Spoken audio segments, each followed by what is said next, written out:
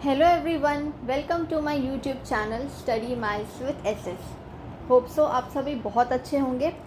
तो yes, here is another video for you all जो कि है हमारा टॉपिक अनुमान. ठीक है, इसका पहला लेक्चर मैंने ऑलरेडी अपलोड कर दिया है जो कि था परसेप्शन. हम लोग क्या पढ़ रहे हैं, हम लोग इंडियन लॉजिक का टॉपिक पढ़ रहे हैं, सोर्स ऑफ नॉलेज, जिसमें 6 सोर्स है नॉलेज के, जो कि पहला हमने लास्ट क्लास में कर लिया था, प्रत्यक्ष, परसेप्शन. और आज हम सेकंड टॉपिक करेंगे उसका, जो कि है अनुमान. ठीक है, इसको इंग्लिश में क्या कहते हैं, इन्फरेंस कहते हैं. सो जिन लोगों ने अगर प्रीवियस वीडियो नहीं देखा है तो प्लीज़ हम आपसे रिक्वेस्ट करते हैं कि आप वो वीडियो जाके पहले देखिए, क्योंकि उसी से लिंक किया हुआ है ये second part. So please do watch the first video of Indian logic, that is प्रत्यक्ष, and then come up to this video that is inference. उसके बाद अगर आप ये वीडियो देखेंगे तो आपको ज़्यादा क्लियर तरीके से समझ में आएगा. ओके, सो चलिए स्टार्ट करते हैं. सेकेंड सोर्स ऑफ नॉलेज क्या है, अनुमान. लिख देती हूँ मैं इधर. ठीक है, सेकेंड सोर्स ऑफ नॉलेज है. First source of knowledge we already had done, that is प्रत्यक्ष. सेकेंड है अनुमान. अनुमान को इंग्लिश में क्या कहते हैं, inference. And as I have already told you earlier कि दोनों वर्ड्स आपको याद करने होंगे, हिंदी वर्ड भी as well as English word भी, क्योंकि दोनों से क्वेश्चंस उठ के आते हैं एग्ज़ाम में. कभी इन्फरेंस से पूछ लेगा, कभी अनुमान डाल के पूछ लेगा क्वेश्चन में. तो दोनों आपको Hindi as well as English terms दोनों याद होने चाहिए. तो अनुमान क्या है आज हम ये समझेंगे, इसके कितने क्लासिफिकेशंस हैं वो समझेंगे, क्या क्या टर्म्स इसमें आते हैं, आज हम वो सारी चीज़ें इन डिटेल समझेंगे. और अगर आपको क्विज़ डेली प्रैक्टिस करना है तो आप मेरा टेलीग्राम चैनल ज्वाइन कर सकते हैं, लिंक आपको डिस्क्रिप्शन बॉक्स में मिल जाएगा. नहीं तो फिर टेलीग्राम में जाके आप सर्च बार पे सर्च करिएगा @StudyMiles 2020, तो भी आपको मेरा चैनल मिल जाएगा. सो आप वो चैनल ज्वाइन करके अपने क्विज़ प्रैक्टिस कर सकते हैं. चलिए let's start without wasting any more further time. Second क्या है, अनुमान. अब अनुमान क्या है, अनुमान को अगर हम तोड़ेंगे, एक तो होता है मेरा अनु और एक होता है मेरा मान. तो अनु मतलब क्या होता है, आफ्टर. ठीक है, और मान मतलब माना मतलब क्या होता है, नॉलेज. तो अब हम इसको लिंकअप कर सकते हैं कि वैसा नॉलेज जो कि हमको किसी दूसरी नॉलेज के बेसिस पे अगर हम कोई नई नॉलेज निकालते हैं तो उसको हम क्या कहते हैं, अनुमान. जब एक नॉलेज से हम दूसरी नॉलेज पे जाते हैं तो उसको क्या कहते हैं, हम उसको हम अनुमान कहते हैं, दैट इज़ आफ्टर नॉलेज. सो अनुमान का क्या मतलब है, लेटर नॉलेज या आफ्टर नॉलेज. किसी एक नॉलेज के बेसिस पे अगर हम दूसरी नॉलेज निकालते हैं तो वो अनुमान कहलाता है, that is inference. Means result निकालते हैं हम, इसमें कंक्लूजन निकालने की कोशिश करते, कंक्लूड करते हैं कि what the end result is. So एक नॉलेज के ज़रिए अगर हम दूसरी नॉलेज पे जाते हैं तो उसे अनुमान कहते हैं. रिपीट कर रहे हैं हम, एक नॉलेज से हम अगर किसी दूसरी नॉलेज पे जाते हैं तो उसे अनुमान कहते हैं. ओके, ये क्लियर हो गया. अनुमान मीन्स आफ्टर, मना means knowledge, that is after knowledge. चलिए अब आगे देखते हैं. अनुमान क्या है मेरा, ये second source of valid knowledge है. पहला सोर्स ऑफ वैलिड नॉलेज क्या था, प्रत्यक्ष. और हमें पता है कि टोटल वैलिड नॉलेजेस 4 होते हैं और इनवैलिड 2 होते हैं. ये ऑलरेडी हमने कर लिया है, तो आप वो वीडियो जाके देख सकते हो. ठीक है, तो ये सेकेंड सोर्स ऑफ क्या है, वैलिड नॉलेज. और हम इसको क्या कहते हैं, ये क्या है, मीडिएट है, समझाऊंगी अभी मैं. और indirect source of knowledge, indirect source of knowledge. अब ये मीडिएट क्या है, मीडिएट मतलब क्या होता है, अगर हम इसको हिंदी में ट्रांसलेट करेंगे तो मीडिएट वर्ड का क्या मतलब होगा, माध्यम. माध्यम मतलब किसी के थ्रू, किसी मीडियम के थ्रू. तो अनुमान मेरा क्या है, अगर हम एक नॉलेज के बेस को लेके दूसरी नॉलेज पे जाते हैं तो किसी मीडियम के थ्रू जाते हैं. कोई मीडियम होगा, कोई माध्यम होगा जिसके बेसिस पे हम दूसरी नॉलेज तक पहुंचते हैं. तो इसलिए अनुमान को क्या कहते हैं, हम मीडिएट कहते हैं. एंड इनडायरेक्ट इसलिए कहते हैं क्योंकि डायरेक्ट नॉलेज नहीं है. सपोज़ हमको यहाँ से यहाँ तक जाना है, ये ए है, ये बी है। हमको ए से बी तक जाना है, तो उसके बीच में हमको A1 A2 ये सारे हमको क्रॉस करने होंगे, तब हम बी तक पहुँचेंगे। ओके, सो ये क्या हो गया, ये मेरा डायरेक्ट नहीं है। पहले हमको यहाँ से A1 जाना होगा, फिर यहाँ से A2 जाना होगा, देन हम बी की तरफ जाएंगे। सो ये क्या है, इनडायरेक्ट सोर्स ऑफ नॉलेज है। मीन्स डायरेक्टली हम दूसरी नॉलेज पे नहीं जा रहे हैं, इनडायरेक्टली जा रहे हैं। तो इसीलिए अनुमान को मीडिएट भी कहा गया, as well as indirect source of knowledge. किसी प्रीवियस नॉलेज के साइन को ले करके, उसके रिस्पॉन्स को ले करके हम दूसरी नॉलेज पे जाते हैं, उसको कहते हैं अनुमान। अब इसका एग्जाम्पल देखते हैं। If we see a smoke in a hill, we conclude that there must be fire.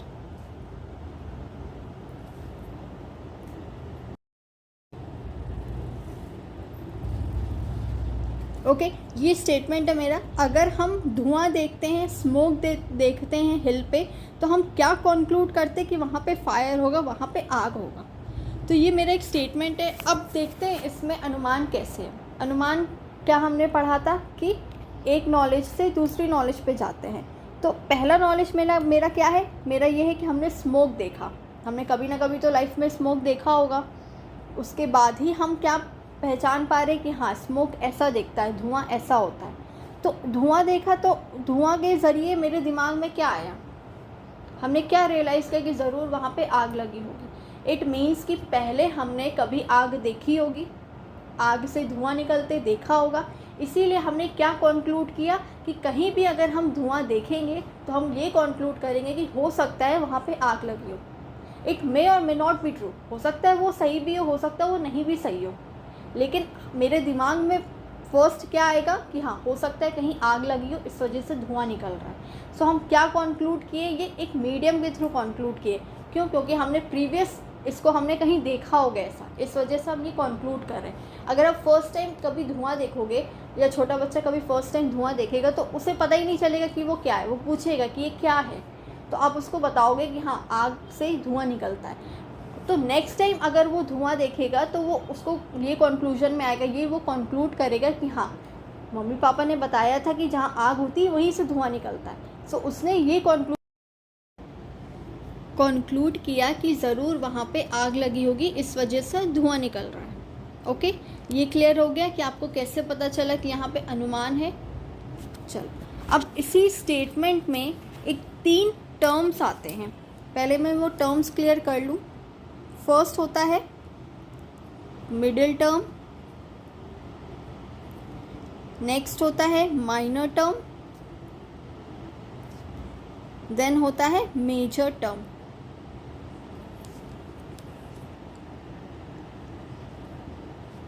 Middle term को क्या कहते हैं हम? साइन कहते हैं, हेतु भी कहते हैं और लिंगा भी कहते हैं।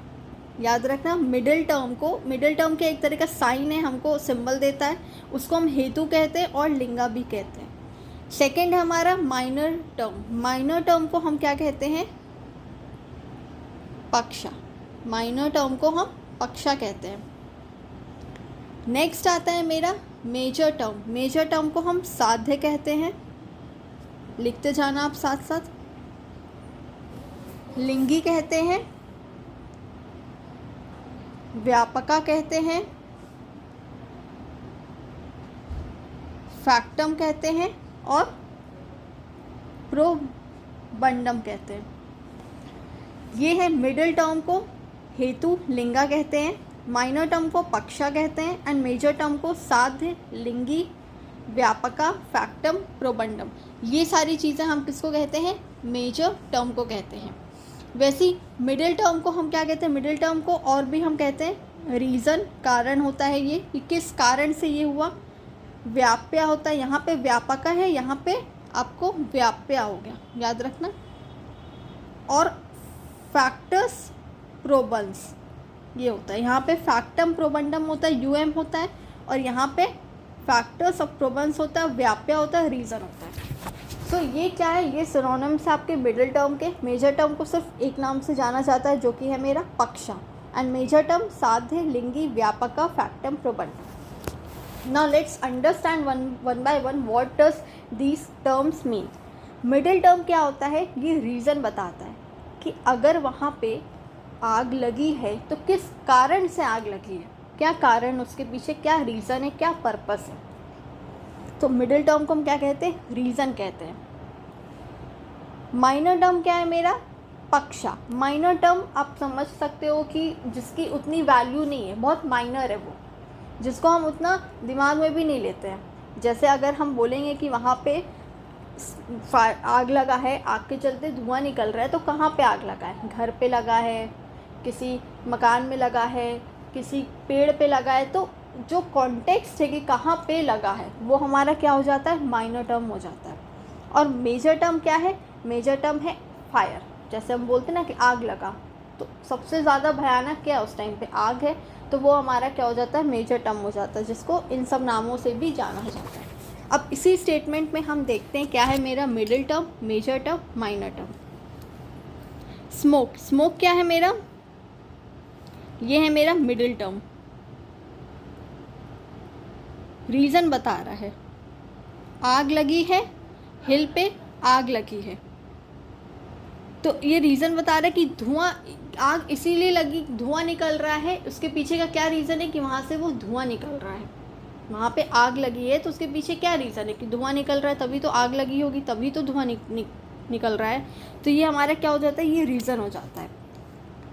उसके बाद नेक्स्ट है हमारा माइनर टर्म। माइनर टर्म क्या है, जैसे मैंने बताया घर, पेड़, मकान, तो ये हो जाता है हमारा माइनर टर्म। और मेजर टर्म क्या हो जा मेरा, फायर, ये है मेरा मेजर टर्म। आप ऐसे भी देख सकते हो सब्जेक्ट और प्रेडिकेट के, कि जो सब्जेक्ट है वो मेरा मिडिल टर्म है, जो प्रेडिकेट है मेरा, जो बाद में जो आया वो क्या है, मेरा मेजर टर्म है। सो इस बेसिस पे भी आप मेजर, माइनर और मेजर, माइनर और मिडिल टर्म आप निकाल सकते हो। ओके, सो ये स्टेटमेंट आपको क्लियर हो गई विद दिस एग्जाम्पल कि अनुमान क्या है। बेसिक मीनिंग अनुमान का क्या है कि कंक्लूड करके हम नॉलेज को डिराइव करते हैं, इनडायरेक्ट सोर्स ऑफ नॉलेज है। अब हम देखते हैं इसके कितने क्लासिफिकेशन है, कितने टाइप्स हैं।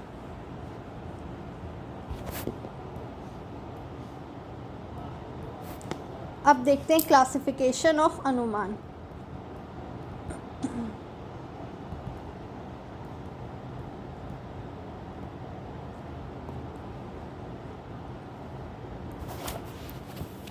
मेनली इसको 3 मेजर कैटेगरीज में क्लासिफाई किया गया अनुमान को। पहला कैटेगरी है मेरा साइकोलॉजिकल, सेकंड है नेचर ऑफ व्याप्ति,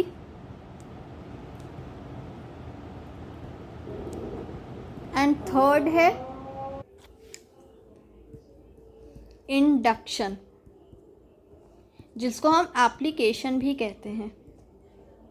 ठीक है, on the basis of these 3 categories अनुमान is classified psychological, nature of व्याप्ति and induction. Now let's understand one by one इन सब में क्या होता है।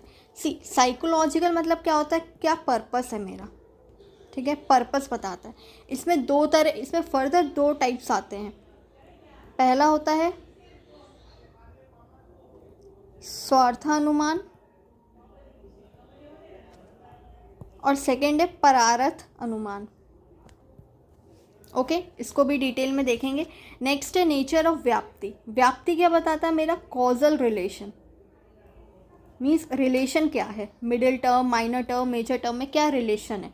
प्रीमाइसेस में आप देखोगे, वो तो मैंने स्टेटमेंट से समझाया, मिडिल, मेजर, माइनर।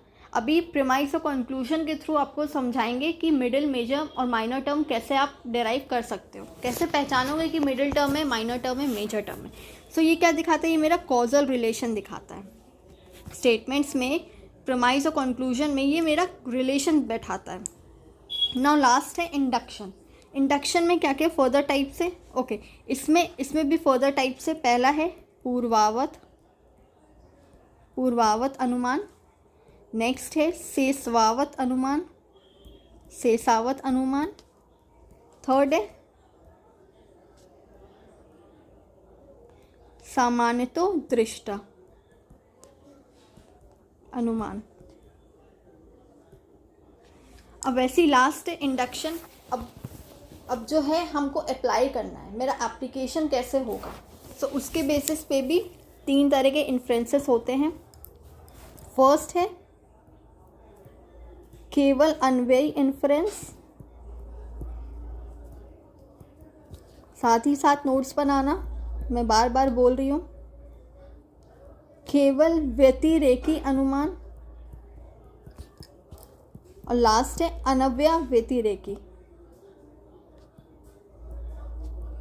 अनव्यय व्यतिरेकी अनुमान। ठीक है, ये थे on the basis of application. Psychological में 2 टाइप्स है, स्वार्थ अनुमान, परार्थ अनुमान। व्याप्ति में 3 है, पूर्वावत, शेषावत, समांतर दृष्टा। इंडक्शन और एप्लीकेशन में भी 3 है, केवल अन्वयी, केवल व्यतिरेकी और अन्वय व्यतिरेकी। अब देखते हैं प्रेमाइस के बेसिस पे आपको समझाते हैं कि मिडिल मेजर माइनर टर्म क्या है। प्रेमाइस 1 कह रहा है ऑल, सेम एग्जाम्पल लेते हैं, all smokes are caused by fire. Premise 2 है द हिल हैज स्मोक। अब इनके बेसिस पे मेरा क्या कंक्लूजन निकलता है कि हिल हैज़ फायर। ये मेरा प्रेमाइस 1, प्रेमाइस 2 कंक्लूजन है। All smokes are caused by fire. Fire क्या हमने पढ़ा था, मेजर टर्म है। अब मिडिल टर्म क्या होता है कि जो प्रेमाइस 1 प्रेमाइस 2 दोनों में रिपीट हो रहा है वो मेरा मिडिल टर्म होता है। सपोज आप यहाँ पे देखोगे कौन सा टर्म है जो रिपीट हो रहा है, स्मोक रिपीट हो रहा है। In the premise 1 and premise 2 the term smoke is repeating. So smoke क्या है मेरा, ये है मेरा मिडिल टर्म। मिडिल टर्म वो होता है जो दोनों में रिपीट हो, premise 1 में भी आपको मिले, उसमें भी प्रेजेंट हो, और premise 2 में भी प्रेजेंट हो। जहाँ पे सेम टर्म 2 बार प्रेजेंट होगा वो क्या होगा, मेरा मिडिल टर्म। और लास्ट होता है मेरा क्या, माइनर टर्म, जो कि है ये हिल, हिल हैज़ फायर, ये है मेरा minor term. Major term fire, किसके बारे में बात कही जा रही है, फायर। मिडिल टर्म जो रिपीट होता है उसको मिडिल टर्म कहते हैं, और जो बचा मेरा क्या, हिल, वो है माइनर टर्म। होप सो आपको और अच्छे से क्लैरिटी मिल गई होगी कि मिडिल टर्म क्या है, मेजर टर्म क्या है, माइनर टर्म क्या है। और अभी भी आपको कन्फ्यूजन है तो प्लीज़ कमेंट बॉक्स में ड्रॉप करिएगा अपना रिस्पॉन्स। मैं इसकी मिडिल, मेजर और माइनर टर्म की मैं अलग से एक वीडियो लेकर के आऊँगी। ओके, चलिए अब इसमें ये देखते हैं कि स्वार्थ अनुमान क्या होता है, परार्थ अनुमान क्या होता है। वीडियो थोड़ी लंबी जा सकती है, सो पेशेंस के साथ देखिएगा। डिटेल में ही वीडियो है, आपको अच्छे से समझ में आ जाएगा अनुमान, क्योंकि इसी से क्वेश्चंस बहुत ज़्यादा आते हैं। फर्स्ट है हमारा साइकोलॉजिकल क्लासिफिकेशन के बारे में बात कही जा रही, तो फर्स्ट है हमारा स्वार्थ अनुमान। स्वार्थानुमान क्या है, अगर कोई पर्सन अपने बारे में इन्फर निकालने की कोशिश कर रहा है, अपने बारे में कंक्लूजन निकाल रहा है अब खुद के लिए, if a person wants to infer something for himself और herself, it is called स्वार्थ अनुमान। अगर कोई पर्सन अपने लिए कुछ इन्फर करने कर रहा है तो उसे हम स्वार्थानुमान कहेंगे। ठीक है, it is defined as an inference for one's own conviction, मतलब खुद की संतुष्टि के लिए। अगर हमको फॉर एग्ज़ाम्पल मेरे को कुछ नॉलेज गेन करना है, हमको अपने लिए करना है, सब लोग बोल रहे हैं कि नहीं ये चीज़ ऐसे नहीं होती, इस ढंग से करो, बट नहीं, मुझे यकीन है कि मैं जिस ढंग से करूँगा उस ढंग से मैं वो चीज़ अचीव कर पाऊँगा। सो मैं अपने कन्विक्शन के लिए, अपने हैप्पीनेस के लिए हम वो चीज़ करना चाह रहे हैं, कि खुद को ये ना फील हो कि खुद को ये गिल्टी ना हो कि मैंने अपने तरफ से ये स्टेप नहीं किया। सो अपनी संतुष्टि के लिए अगर हम कुछ कर रहे हैं, खुद के संतुष्टि के लिए कोई कंक्लूजन निकाल रहे हैं, इन्फर कर रहे हैं, तो वो क्या हो जाता है, स्वार्थानुमान।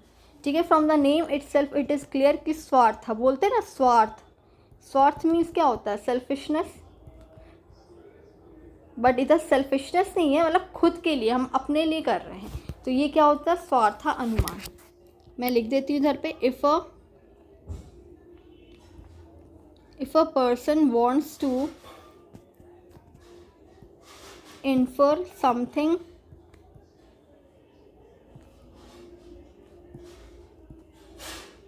फॉर हिमसेल्फ और हरसेल्फ, तो वो क्या हो जाता है, वो स्वार्थ अनुमान हो जाता है। Therefore we can say that it is defined as inference for one's own conviction, खुद की संतुष्टि के लिए। सो खुद की संतुष्टि के लिए हमें 3 प्रोपोजिशंस को क्या करना होगा, हमें कन्विंस करना होगा, 3 प्रोपोजिशंस को कन्विंस करना होगा। अगर ये 3 प्रोपोजिशन को हम कन्विंस कर देंगे तो इट मीन्स कि हम संतुष्ट हैं। तो ये 3 प्रोपोजिशन कौन कौन से होते हैं, टोटल 5 प्रोपोजिशंस होते हैं। लॉजिकल रीजनिंग में टोटल 5 प्रोपोजिशंस आपको मिलेंगे, जिनको हम कहेंगे, उनका शॉर्ट फॉर्म है फून। पहला है प्रतिजना, सेकंड है हेतु, थर्ड है उदाहरण, फोर्थ है उपनय और फिफ्थ है निगमना। प्रतिजना क्या हो जाता है मेरा, ये किस चीज़ को हमको प्रूव करना है, जो चीज़ को हमको प्रूव करना है उसको हम प्रतिजना कहते हैं। हेतु अभी हमने पढ़ा, हेतु मीन्स कारण। उदाहरण मतलब क्या होता है, एग्जाम्पल। उपनय मीन्स अप्लाई करेंगे, कुछ निकालेंगे कोई चीज़ तो उसको एप्लीकेशन देंगे ना, उसको जनरलाइज करेंगे तो वही एप्लीकेशन। और निगमना क्या होता है कि फाइनली हम क्या कंक्लूड कर रहे हैं, जो भी हम नॉलेज डिराइव किए हैं अपनी संतुष्टि के लिए, वो मेरा क्या कंक्लूजन निकल रहा है। तो इसमें से अगर 3 को भी हम क्या करते, 3 को भी अगर कन्विंस कर देते हैं तो उस टाइम पे हम स्वार्थ अनुमान मेरा पूरा हो जाता है। तो ये 3 कौन कौन से होंगे, या तो पहला 3 लो आप, फर्स्ट 3 को कन्विंस करो या लास्ट 3 को कन्विंस करो, और ये एक सीक्वेंस में ही होना चाहिए। ऐसा नहीं है आप ऊपर नीचे करो, नहीं, पहले प्रूफ क्या करना चाहते हो उसको प्रूफ करो, रीज़न लो किस बेसिस पे आप प्रूफ कर रहे हो, फिर उसको एग्जाम्पल दे के समझाओ कि हाँ मुझे ये चीज़, अगर आप किसी को कोई चीज़ एक्सप्लेन कर रहे हो तो एग्जाम्पल के थ्रू करोगे तो ज़्यादा अच्छे से क्लियर समझ में आएगा। तो इन द सेम मैनर आप एग्जाम्पल दो, उसके बाद उसको अप्लाई करो, जो आपने नॉलेज डिराइव किया है वो एप्लीकेबल तो हो। ऐसा तो नहीं है कि फालतू की नॉलेज है वो आगे जाके एप्लीकेबल ही नहीं होगी, तो एप्लीकेशन होना चाहिए। फाइनली हम क्या कंक्लूड कर रहे हैं। सो तीनों को, अगर आप कोई भी 3 को, ऊपर 3 या नीचे 3 आप अगर कन्विंस करोगे तो स्वार्थ अनुमान पूरा हो जाएगा। तो एक चीज़ आप नोटिस करोगे, या तो आप पहला 3 लोगे या लास्ट का 3 लोगे, तो आपको ये वाला तो आपको करना ही करना, मीन्स एग्जाम्पल। आप कोई भी नॉलेज डिराइव करो, आपको उसको एग्जाम्पल के साथ प्रूफ करना ही करना है। एग्जाम्पल होगा तभी तो लोग को समझ में आएगा। सो इसीलिए ये तीनों को प्रूफ करना ज़रूरी है, चाहे ऊपर के 3 हो चाहे नीचे के 3 हो। क्लियर। प्रतिजना, हेतु, उदाहरण, उपनय, निगमना, इसको एक शॉर्ट फॉर्म में याद किया जाता है जो कि है फून, PHWN। ये करेक्ट सीक्वेंस है। इसी सीक्वेंस में you have to learn all 5 types of proposition. अब देख लिए क्या स्वार्थ अनुमान क्या होता है। अब नेक्स्ट आता है मेरा परार्थ अनुमान। अब स्वार्थ अनुमान में क्या था कि हम खुद के कन्विक्शन के लिए लड़े रहे थे, खुद के लिए हम नॉलेज डिराइव कर रहे थे। बट परार्थ अनुमान क्या हो जाता है, वैसा इन्फरेंस, इसमें वो इन्फरेंस होता है कि दूसरों को जो हम कन्विंस कर पाए। ठीक है। And inference is said to be परार्थ अनुमान when an inference is done in order to convince others. ऊपर में क्या था, खुद के लिए कन्विंस कर रहे थे, बट परार्थ अनुमान में क्या कि हमें दूसरों को कन्विंस करना है, सामने वालों को। ओके। जैसे आपने अगर धुआं देखा, आग देखा, आग से आपको क्या पता चला, आपने धुआं देखा तो आपको क्या पता चला कि आग लगी हुई है। तो आपने तो चलो ठीक है 2-3 आपने प्रपोजिशन लेके खुद को प्रूफ कर लिया कि यहाँ आग लगी हुई है, लेकिन अगर दूसरों को प्रूफ करना तो आप सारी बातें जाके बताओगे। अब ये जाके बताओगे कि हिल के पास था, कौन से हिल के पास था, वहाँ पे कौन सा मकान था, कौन से पेड़ थे वहाँ पे, कैसा आग जल रहा था, हल्का फुल्का था कि बहुत ज़्यादा आग थी, धुआं किस साइड से उठ रहा था, नॉर्थ के साइड से या साउथ के साइड से, ईस्ट वेस्ट का।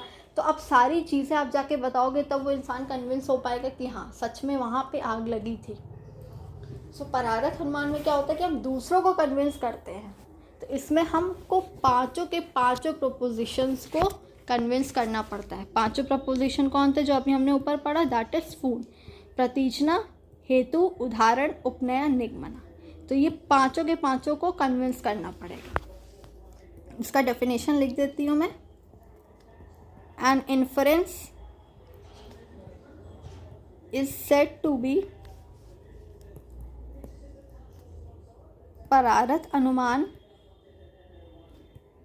when an inference is done in order to convince others.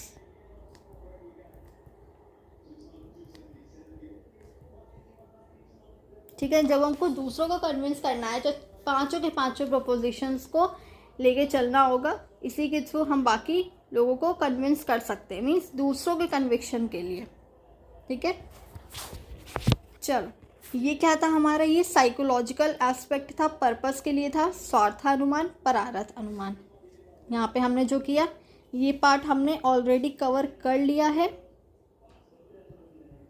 ये वाला पार्ट। अब बढ़ते हैं व्याप्ति की तरफ, जो कि एक कॉजल रिलेशन, पूर्वावत, शेषावत, समांत, उत्कृष्टा। चलो आगे बढ़ते हैं। नेक्स्ट क्या है? व्याप्ति। और ये जितने भी पांचों प्रपोजिशन है ये किसके हैं? ये न्याय के लिए हैं। ठीक है, अगर दूसरों को कन्विंस करना या खुद को कन्विंस करना तो ये न्याय में आता है। चलो अब व्याप्ति देखते हैं। व्याप्ति का एक सिंपल सा अगर आप डेफिनेशन देखोगे तो ये क्या बताता है? ये रिलेशन बताता है। व्याप्ति क्या बताता है? रिलेशन बताता है। किसके बीच? Between major and middle term. Major और मिडिल टर्म के बीच के रिलेशन को कौन बताता है? व्याप्ति, याद रखना। ओके, अब सिमिलरली मेजर और मिडिल का टर्म है वो उसका रिलेशन व्याप्ति बताता है। अब मिडिल और माइनर के टर्म का जो रिलेशन है उसको कौन बताता है? उसको बताता है पक्ष धर्माता। पक्ष धर्माता। आई नो कि ये सारे वर्ड्स थोड़े टिपिकल है हिंदी में याद करने के लिए, लेकिन आप डेली रिवाइज करोगे तो आपको ये सारे वर्ड्स एकदम रिवीजन अच्छे से हो जाएगा, लर्न हो जाएगा बाय हार्ट।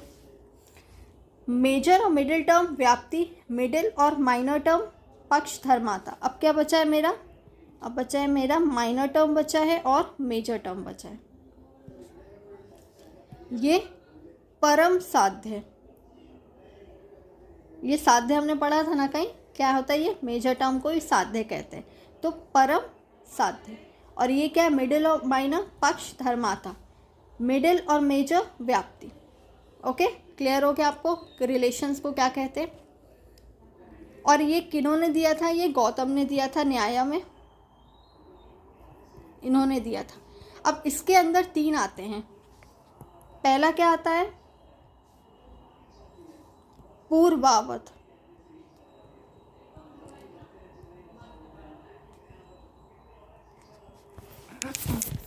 पूर्वावत इन्फ्रेंस क्या है? पूर्वावत, नाम अब पढ़ो। पूर्वावत मीन्स पहले का, मतलब पहले कोई चीज़ हुई है। तो इसमें क्या होता है? अगर हम कोई इफेक्ट निकालते हैं कॉज के बेसिस पे, इसको पहले लिख देती हूँ उसके बाद समझाती हूँ मैं। Where the effect is inferred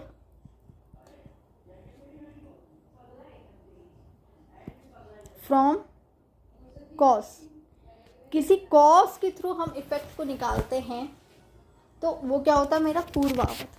means पहले मेरा क्या आता है, पहले मेरा कॉज आता है और इफ़ेक्ट क्या आता है मेरा बाद में आता है।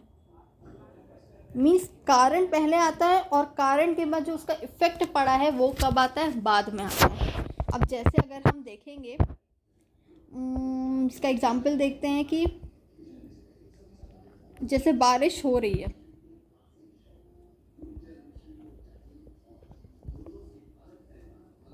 कारण क्या है कि बादल हैं, बादल के चलते क्या हो रहा है, बारिश हो रहा है।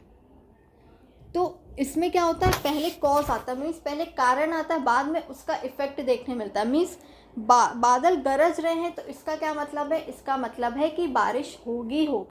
तो बादल गरजना क्या हो गया, मेरा कॉज हो गया। और बारिश का आना क्या हो जाता है, इफ़ेक्ट होता है, क्योंकि बादल गरजेगा तभी तो बारिश होगी। तो बारिश होना क्या हुआ, इफ़ेक्ट हुआ, जो कि बाद में आएगा। तो बादल गरजने से मेरे को पता चल जाता है कि अच्छा अब बारिश होगी। तो ये क्या होता है, ये पूर्वावत इन्फ्रेंस होता है, पूर्वावत अनुमान होता है। अब सिमिलरली इसी का सेम है हमारा शेषावत। शेषावत में क्या होता है कि इसमें क्या आता है, इसमें कॉज मेरा बाद में आता है और इफ़ेक्ट पहले होता है। ठीक है। अब सपोज़ आपने भीगी हुई सड़क देखी, आपने देखा कि रोड पूरी गीली पड़ी है, तो इससे आप क्या कंक्लूड करोगे कि ज़रूर बारिश हुई होगी। तो आपने पहले क्या देखा, पहले आपने इफ़ेक्ट देखा, उसके बाद आपने उसका कारण निकालने की कोशिश की कि हाँ ज़रूर बारिश हुई होगी, इस वजह से रोड गीला है, इस वजह से सड़क भीगी पड़ी है। तो इफ़ेक्ट इसमें पहले आता है और कॉज इसमें बाद में आता है। But in the case of पूर्वावत में क्या होता है, कॉज पहले आता है कि बादल गरज रहे हैं, तो इसका क्या मतलब होगा कि बारिश होगी, इफ़ेक्ट बाद में आता है। क्लियर, पूर्वावत शेषावत। अब लास्ट आता है मेरा सामान्यतो दृष्टा।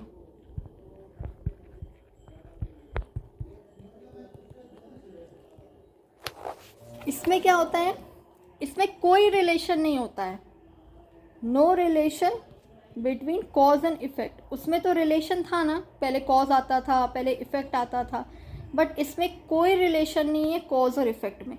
इसमें हम कैसे कंक्लूड करते हैं, कंक्लूजन कैसे डिराइव करते हैं, नॉलेज कैसे डिराइव करते हैं, on the basis of experience.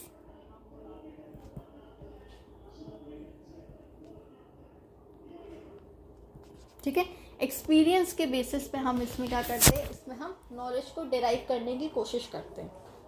Okay, चलो ये क्या था हमारा, ये पूर्वावत, शेषावत और समांतर दृष्टा, नेचर ऑफ व्याप्ति। व्याप्ति के अंदर ये 3 पॉइंट्स आते हैं, पूर्वावत, शेषावत, समांतर दृष्टा। जिसमें समांतर दृष्टा क्या होता है कि सामान्य, मीन्स हम एक्सपीरियंस के थ्रू वो गेन कर रहे हैं नॉलेज को। जैसे सन है, सूरज रोज़ निकलता है, तो वो एक्सपीरियंस है कि वो रोज़ निकलता है, वो निकलेगा ही, उसमें कोई कॉज कोई इफेक्ट नहीं लगाता है। तो जो समान है, जो कॉमन है कि जो होना ही होना है हर दिन, यूनिवर्सल ट्रुथ है वो, तो वो होता है मेरा समांतो दृष्टा। ओके, अब लास्ट आता है मेरा इंडक्शन, जिसको हम एप्लीकेशन भी कहते हैं। इसमें भी फर्दर 3 तरह के इन्फ्रेंसेस होते हैं।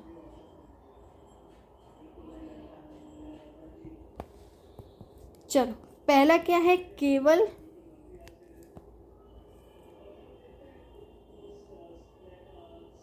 अन्वयी इन्फ्रेंस, इसको हम पॉजिटिव इन्फ्रेंस भी कहते हैं, याद रखना।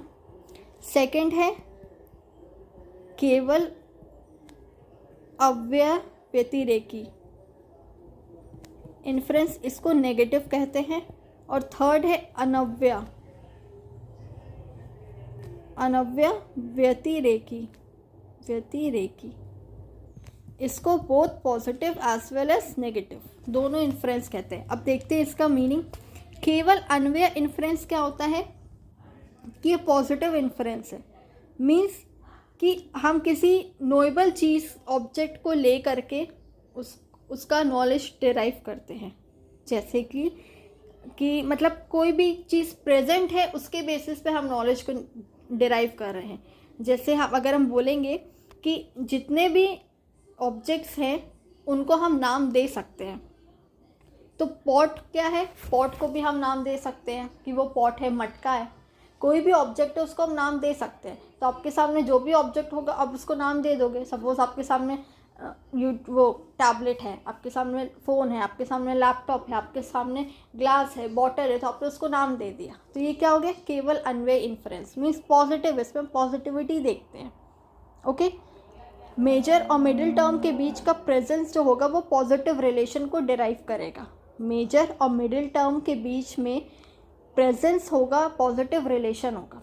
वेयरस केवल अनव्यय व्यतिरेकी, केवल अन्वय है ना, अन्वय, इसमें क्या होता है, नेगेटिव, मीन्स इसमें हम एब्सेंस देखते हैं। अगर हम मिडिल और मेजर टर्म को जो डिराइव करेंगे वो एब्सेंस के बेसिस पे डिराइव करेंगे, तो उसको हम क्या कहेंगे, केवल अन्वय व्यतिरेकी। बहुत डेप्थ में नहीं घुसना है क्योंकि ये ऑलरेडी इंडक्शन का डेप्थ है, तो इसके बहुत डेप्थ में क्वेश्चंस नहीं, अभी तक तो नहीं आए हैं।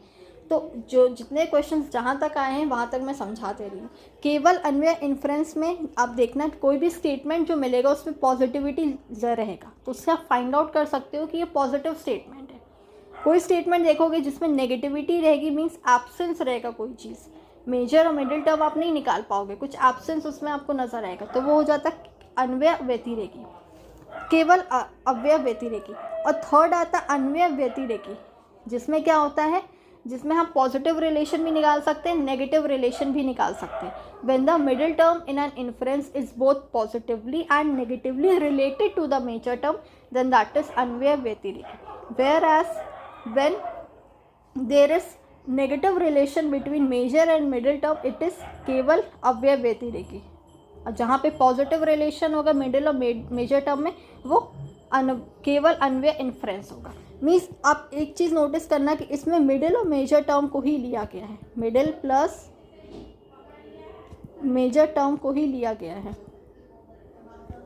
ठीक है, किसको, इंडक्शन के बेसिस पे, मिडिल और मेजर टर्म को। ओके, सो ये इंडक्शन के बेसिस पे तीन थे, केवल अन्वय व्यतिरेकी, केवल अव्यय व्यतिरेकी और अनव्यय व्यतिरेकी। अनव्यय में देखोगे आप दोनों वर्ड से, ऊपर का अनव्यय भी है और व्यतिरेकी इसमें है, तो इसका व्यतिरेकी, तो मीन्स दोनों है, पॉजिटिव भी नेगेटिव भी। और केवल अनव्यय इन्फ्रेंस में पॉजिटिव है, केवल अनव्यय व्यतिरेकी में क्या है, नेगेटिव है। तो स्टेटमेंट्स में आप वर्ड्स को देखो, टर्म्स को याद करो कि क्या टर्म में कौन सी चीज़ें आई हैं। ओके,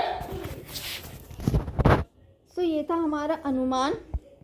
और major middle minor term I know थोड़ा सा ट्विस्टेड है, तो अगर आप बोलोगे तो इसकी इंडिविजुअल अलग से इसकी एक वीडियो में ले आऊँगी। ओके, सो ये था हमारा अनुमान। अनुमान क्या था वो पढ़ा दिया, मिडिल मेजर माइनर टर्म समझा दिया। इसके 3 क्लासिफिकेशन थे, ब्रॉड कैटेगरीज, 3 ब्रॉड कैटेगरीज में डिवाइडेड था। साइकोलॉजिकल, नेचर ऑफ व्याप्ति, इंडक्शन। साइकोलॉजिकल में फर्दर 2 पार्ट्स में डिवाइड है, स्वार्थ अनुमान, परारथ अनुमान। स्वार्था में खुद को कन्विंस करते हैं, जिसके लिए कोई भी 3 प्रपोजिशंस ले सकते हैं। परारथ में हमें दूसरों को कन्विंस करना रहता है, क्योंकि तो इसीलिए हम पांचों के पांचों प्रपोजिशंस को लेते हैं, जो कि न्याय के अंदर आता है। ओके, व्याप्ति में क्या है, कॉजल रिलेशन, रिलेशन बताता है ये, पूर्वावत, शेषावत, समांतर दृष्टा। पूर्वावत में क्या होता है, हम कोई पहले की कोई चीज़ कॉज, कारण को लेकर के हम इफ़ेक्ट निकालते हैं। शेषावत में क्या होता है, हम इफ़ेक्ट देखते हैं, उसके बेसिस पे हम उसका कारण खोजते हैं। समांतर दृष्टा में क्या होता है कि जो नॉर्मल है, जो यूनिवर्सल ट्रुथ है, वो लेके चलते हैं। इंडक्शन के बेसिस पे 3 आते हैं, केवल अनव्यय व्यतिरेकी, केवल व्यतिरेकी और अनव्यय व्यतिरेकी। केवल अनव्यय में क्या होता है हमारा कि इसमें पॉजिटिव रिलेशन देखते हैं मेजर माइनर टर्म में। केवल व्यतिरेकी में नेगेटिव इन्फ्रेंस देखते हैं मेजर और मिडिल टर्म में, मेजर और मिडिल टर्म में। और अनव्यय व्यतिरेकी में मेजर और मिडिल टर्म दोनों में हम अगर पॉजिटिव है या नेगेटिव है, दोनों ही रिलेशन को देखते हैं, इन्फर करते हैं। Okay, so this was all about today. अनुमान, परसेप्शन हो गया, परसेप्शन की वीडियो भी देखिएगा, पूरा डिटेल में मैंने समझाया है। और आज अनुमान भी ख़त्म कर दिया। कुछ और छोटे मोटे टॉपिक्स है, जैसे अनुमान में पोस्टेरियो आता है, पोस्टेरियो आता है, तो ये सब छोटे छोटे क्लासेस पे कंप्लीट करा दूँगी। प्रायोरी आता है। सो ये सारे टर्म्स हैं जो हम छोटे छोटे पार्ट्स में आपको समझा देंगे। बाकी जो बेसिक जो होता है जो अनुमान का, जो ज़्यादा वेटेज जिसका रहता है, वो सारी चीज़ें मैंने अनुमान में करा दी हैं inference. Second source of valid knowledge है। ऐसे ही थर्ड हम करेंगे उपमान, जो कि है comparison. Third source of valid knowledge है, उसके कंपोनेंट्स देखेंगे ओके नेक्स्ट क्लास में। सो आज ये पूरा था अनुमान के ऊपर वीडियो। अगर वीडियो पसंद आई है तो प्लीज़ चैनल को सब्सक्राइब करिए, वीडियो को लाइक करिए और जितना हो सकता है अपने फ्रेंड्स के साथ शेयर करिए। और कोई भी डाउट आपको आता है माइंड में तो प्लीज़ कमेंट बॉक्स खाली है, आप प्लीज़ कमेंट बॉक्स खुला हुआ भी है, आप अपने जितने भी क्वेरीज है आप उस कमेंट बॉक्स में डाल सकते हैं ओके। सो मिलते हैं नेक्स्ट वीडियो में एक नए टॉपिक के साथ। Till then take care everyone, good bye.